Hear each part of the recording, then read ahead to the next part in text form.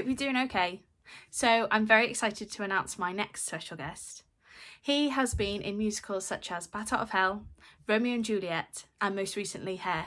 Please welcome my next special guest, Jordan Luke Gage. Take a listen. My first question for you is, how would you best describe your love and passion for theatre, and where do you think that's come from? Oh, okay, good question. I mean, to me, it's just always been the one constant thing in my life. It's been the only thing I've ever been good at when I was younger as well. I wasn't I was academic. That I'm selling myself short. I was good at English literature and history and geography, but I was never mathematical or science. The absolute worst. So then I kind of just fell into performing when I was probably 14 years old. And since then, it's always been my main drive, my main passion. Especially us obviously going into lockdown, it's really given me the time to reflect on how much I do love it. And obviously, I've always known that. But when something's taken away from you, it's it makes the heart grow fonder. So it's literally like that. It all started, when I was probably 13, 14 years old. I just kind of started performing with local theatre. My friend dragged me to this summer school, this acting school. And it was the best week ever. And that kind of ignited my passion for it. Amazing. So who do you think your musical influences were when you were younger? Who did you like listening to? Did you go to the theatre very often? Yeah, I went to theatre quite a lot when I was probably from 10 years old upwards, The Lion King. And from when we were 10, my parents would always take us on Christmas Eve. It was our Christmas Eve treat, which was. I love that. It was actually more exciting than Christmas Day to me, because we didn't know what show we were going to go and see. We would just get on the train to London and walk around, and then we'd be at the theatre and be oh my god. So that was really exciting. So did go to the theatre quite a bit from 10 years old onwards. I'd say when I started to really realise that I loved musical theatre, it was probably Gavin Creel, Jeremy Jordan. They're vocally people that I really look up to. Even Oliver Thompson, who I'm working with now, which is the craziest thing. I saw him in Wicked when I was probably 15. Yeah. And he was always somebody that I would strive to be like. So that's a pinch me moment when I met him and now working with him. That's mad. But yeah, in terms of actual musicals, I just remember always in the evenings, after school, sitting in my bedroom, putting my iPod shuffle on, and just going through all of the different musicals, Hello Dolly and Rent and Parade, just such a vast array of different shows, and just sitting there and pretending I was conducting it and just being so wrapped up in this world. I was just I knew I was that kid that knew everything about musicals. So when I was auditioning for drama schools, I could tell you everything about the show. And it was crazy about it. Amazing. Yeah. I always just wanted to listen to the music. It enveloped you. Do you know what I mean? You just wanted to sit there and just get lost in it. Oh my god, absolutely. And there weren't really the other people in my school. No one was really like me in that sense. Yeah. They were all very academic. And I think there was probably a handful of us who were really into the drama side of things. Yeah. So in that sense, it was a real escapism, when you would go home and just go into this whole other world. Yeah. It's absolutely weird. I feel like I'm going back in time and reliving these feelings. It's really I know it's because a lot of the time, with particularly with this kind of career in the creative arts, you have to keep yourself going forward. It's always about looking to the future. What are we doing now? What are we planning for? So you don't look back very often. Yeah, so true. But it's actually really important too, isn't it? Yeah, definitely. So talk us through your career so far then. Your highlights, your best bits, what you've been up to. Oh, okay. Wow, where do I start? So my first job was I did Taboo, which was the Boy George musical. I did that. I was actually in my third year training at Mountview. I was a bit naughty. I bunked off of class to go to the open audition. And I loved the music because Boy George, I grew up listening to 80s music. So it was always Meatloaf, Boy George, Prince. Yeah. And so went to this audition, ended up getting the part with my best friend who was in my year, which was wow. he played Boy George and I played Marilyn, and they're best friends, and we were best friends. So it was just awesome. thing. So yeah, so we left a little bit early. I think we left on like our second term of third year. So I did that. That was definitely a massive, like, pivotal moment in my career. Now, when I look back on it, I think at the time I didn't realize it as much, but now, it really is, because even though it wasn't a West End theatre, it was like a fringe job. It was in a theatre, a little theatre in Brixton, but it was just all about the people, and the story was so raw, and it affected so many people. Like, every night in the audience they were crying at moments, and it just goes to show, like, theatre, it can be in any kind of venue, it can be with whoever in the cast. Like, it's just about the story, essentially. Definitely. So yeah, that's definitely, like, had a massive, like, footprint on my heart, that show. And then I kind of had, like, a couple of years where I didn't really do musical theatre. I did some TV stuff for a bit. Okay. And then Bat Out of Hell was my first, like, big break into the West End. Obviously, mad. I don't know, did you see the show? Did you? I did. I saw the show with you, and I saw the show with Andrew. Yeah. I saw it both times. Yeah. Amazing. Oh, thank you. Yeah, it was Absolutely just like amazing. an absolute dream come true. Because that, again, like a singer who I grew up listening to all the time. All the time, yeah. Massive inspiration. And then, so just being able to do that just kind of kickstarted everything. So I did that for a year. I was the alternate for, I think it was 5 or 6 months, and then I took over for the second half of the job. Did that, and then went into And Juliet, which is what I've most recently been doing into COVID-19. But that's been absolutely amazing as well. Like, being able to create a new show and work with Max Martin, who is this massive songwriter who wrote "Hit Me Baby One More Time" and Backstreet Boys, and I know all the songs that we always used to jam to. Yeah, all of those songs. Yeah, literally our whole childhood. So it's been amazing. But most recently, actually been doing hair. So did that at the Turbine Theatre, like on the Jetty, which was on the Thames, which was brilliant, like most beautiful setting. And I think people were just excited to get back to watching things again. Yeah. So that was great. Yeah. Then we went up to Norwich with it. Amazing. Yeah. Gosh, wow. And all so different. Like, all 4 of those things that you just said, so different. Which is crazy. Someone mentioned that to me the other day. They were like, I think it was Paul Taylor Mills. I did my Nightcap, and he said, all of your parts have been very different. And I haven't realized, like, I've never sat down and actually thought about that. But actually, they are. They were all completely different characters, which is obviously way more interesting to play. Of course. And do you have, like, a favourite genre of music to sing? So I think I've kind of fallen into doing more of the poppy, rocky stuff because of Bat, and then because of And Juliet. But then I do also just love singing musical theatre. Yeah. So when I was doing hair, it was so nice to just sing some musical theatre again. I've forgotten that, like, because there's no, like, pop. There are, like, slight popisms in it and riffs and stuff like that, but it's more about the musical theatre sound. Yeah. So, I don't know if I prefer one over the other. I enjoy both. I don't particularly love singing, like, legit musical theatre, which some people do. I love watching it, but I think I know where my strengths lie. Of course. Yeah. That's the thing. Like, I love singing certain things, but, like, they just don't suit me. So you would actually interview to, actually I prefer singing this. Even if you don't, you know that that's what you're more castable for, that you sound better singing. Right. Whereas, in your home, in the car, crack open, a bit of something. Yeah.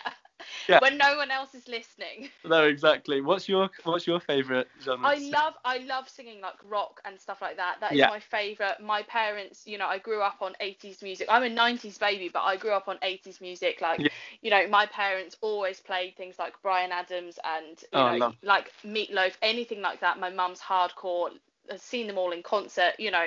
So I love all that, and I love singing it, but it's Yeah. just not me. Like, it just, you know, it just Really? doesn't no, it Are you doesn't more? sit. Are you more classical, more legit? Okay. Yeah. Yeah. Yeah, and I like singing stuff like that, but it's just like, oh, I wish I could really like whack out a good, because my belt's not very strong. Like, Okay. it's strong in my really lower register, but as I get higher, where all the girl parts sit, like my belt is quite weak, and it goes straight up into my mix and into my head really quite quickly. So it's Right. like, dang it. But then I guess that's just like practice, isn't it? The more you sing up there, like the stronger it will get. But I do know what you mean. Like, yeah, there are definitely guys who are much stronger at singing the legit stuff than me. I could Yeah. do it, but at the same time, I wouldn't want to cheat somebody else out of it when they're better at it. So I'm like, okay, Yeah, that's your strength. you can Like, do that. yeah, I could do. Like, don't get me wrong, I could do like the Les Misses and the Phantoms, that kind of thing. But I Yeah. think it's when it comes down to probably like the Mikado, not Hot Mikado, but like the more operatic stuff. I'd be a bit Yeah. like. So, what do you enjoy most about being a member of a company? What is your favourite part about being a member of a company in a show? I think it's just well, particularly talking about Anne Juliet. Like, the company are so fantastic. Like, I've always worked with amazing casts, but this one I must say, like, everybody is just so phenomenal. Like, in terms of all of the dancers, we have the most amazing like break dancers and trickers, and then all of the 8 leads. Like, everybody is just the top of their game. Like Cassidy Yeah. Jansen, Oliver Thompson, David Badella, everyone is just fantastic. So I just kind of always sit there in awe of everybody else's talent. And I Yeah. think the best thing about being a part of a company is the way that they affect you and almost inspire your performance and bring the best out of you. Everyone is so fantastic, like I said, and everyone is so supportive. And we've been on this crazy adventure together, and we've created this show from like the ground up when there was nothing there. And then so like looking back and seeing how far we've come and how much we've made together, I think that's the best thing about being part of a company, is it's the real like family feeling of it. Else's eyes, they'll like look at you or like give you the wink, like you can do this, like you've got this. Yeah. And that's like, yeah, the real like constant family feeling that goes through it. That's what I love most about being a part of a company. And that goes all the way through to like the crew as well, the backstage crew, the creatives. Yeah, we're just so lucky to work in such an inclusive industry. Yeah. Yeah. There's so much love. Yeah, definitely. It's great when you know that you're all there because you love to be there. That's the best thing. And Yeah, in a lot of jobs, like, you know, that people have, and like I've had, you just don't feel that. It's not, you know, it's not the same, is it? You like, this is right. obviously like, we're just here because we need the cash, and it's like a, you know, Yeah, 9 to 5 kind of thing, you know.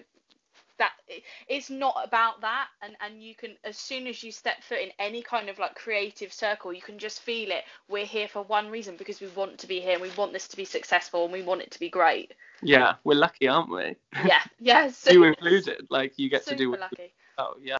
Yeah, I know, and that's the thing. Like, whenever I was younger, and people said, "Oh, you know, like, what do you want to do when you're older?" And you're like, "Well, you know, I'm already doing what I want to do. If I get paid for it, like, amazing, even better." And Right. I always could never understand when people would say, "Oh, I've no idea. I don't know what I want to do." And like, even now, like, I'm nearly 26. A lot of my friends are like, "Jen, I still haven't found it. Like, I still don't know what I want to do." And I think, like, I always feel really awful that, like, for forever I've always known, and I've been so lucky in some capacity to Uh-huh. always do it. Yeah, we are lucky. I know exactly how you feel. I've got friends in their 30s who still are really unsure and are still trying to navigate what it is that they love. But I think the most important thing is to not settle and do something that just to make ends meet. Like, you're spending, I think it's something ridiculous, like you're spending 60-70% of your life at work. So you better make it something that you enjoy doing. Yeah, Otherwise, definitely. what is the point in your life if you're not enjoying a single day of it, you know? Definitely. And also, what's really great about being in the creative arts is, like, you can take a little bit of a risk sometimes. You know, you don't have to, like, it's not a contracted job for forever and a day, 9 to 5. You know exactly what you're going in for, or pretty much. You know, once one job ends, you go, okay, do I want to do, you know, what comes next, and what do I that and that's really exciting. Like, Yeah. what shall we do now, and shall I Right. give that a go, or shall I, you know, Yeah. it's really exciting. That's so true. Like, should I stay with theatre for a bit, or should I dabble into maybe try a bit more TV? Yeah, That is yeah. exciting. Also scary, I guess, because like we're Terrifying, yeah. because we don't get the long contracts. It's like, okay, we've got Yeah. like a year's job at a time, and then it's like, oh Yeah. no, what am I gonna do now? But that is also, yeah, like you said, that is the most thrilling part about it. It's like when you Yeah. get something else, and yeah, it's really exciting. Amazing. So Christmas is coming. What makes Christmas special for you? Oh, I love the. So I hate listening to Christmas music before December, but then once December's here, I love listening to it. So when it's Yeah. playing, I'm like when you walk around Sainsbury's or I don't know, like shops, top shop or whatever, there's always Christmas music playing. That makes me happy. Yeah. Love that. Love just being with your family over Christmas, eating so much food, but having like no guilt about it because it's Christmas and everyone else is eating. It's just like a massive excuse, isn't it? It's like, And everyone says it, don't they? You can have that pudding, love, because it's yeah. Christmas. Oh, it's Christmas, but it's said for the whole of for the whole of December. It's like Yeah. from December 1st. It's like, oh yeah, baby, the whole cake. It's Christmas. It's Christmas. Yeah, what do you mean you've got 4 advent calendars? You're lying, it's Christmas. Yeah, exactly. Yeah. So the food, the music, being with your family. I love giving gifts as well. I love like, Me too. yeah. People. Last year I bought my mum a puppy for Christmas, which was Oh, you didn't. I'd always wanted to do it since I was about 14. I knew that I wanted to buy my mum a dog at some point because she always talked about getting a dog. But the time was never right. She kept saying, oh no, like we're building the extension on the house, like it's not ready yet and all this stuff. But then she would constantly talk about it. So in my head I was like, I need to get her one. This is the year. So I got her like a little cockapoo and I walked in with this cockapoo and this little. Oh God. My mum was just a mess, but so happy. It was. Oh, I think I'd have been crying if I'd have been giving it to her. I'd have just been like, Yeah. I know you've always wanted it. It was the weirdest thing. I was so nervous about it, like more nervous than I've been going on stage ever. I was just so nervous walking in because I knew that she was going to love it, but at the same time, there's that tiny part of my brain that was thinking like, what if she says like, what have you done? I can't have a dog. What are you doing? So yeah, like a real fear, like Oh the my whole. God. Eve. What an amazing gift, though. Oh yeah, she was so happy. Yeah. Oh, I do too. I love giving gifts because I really think about it, and like all year you're listening out, aren't you? Like your ears are going. Right. You know, if you phone someone and they go, oh yeah, and such broke or such and such, and I really just want, and you're like, ping. Yeah. And then you're praying no one else is going to get it for them. Oh yeah. So do you have a favourite line or lyric from a song? From a song? Yeah. Oh, this is a good question. Okay.